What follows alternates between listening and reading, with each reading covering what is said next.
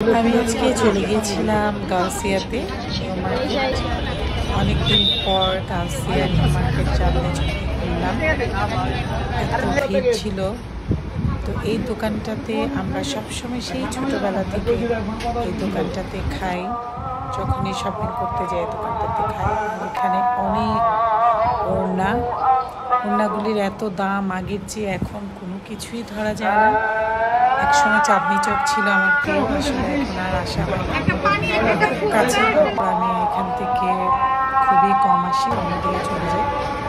তো এখানে দেখছিলাম যে সব কিছুই সেই আগের মতো নেই, সব কিছুই এত দাম বেড়ে গিয়েছে যে ধরা ছোঁয়ার নাগালি।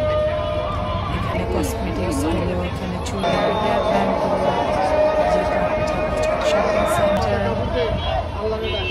লিপস্টিকগুলো, এখানে সব হিজাব, ওড়না। আর এখানে বেলি ফুল ছিল।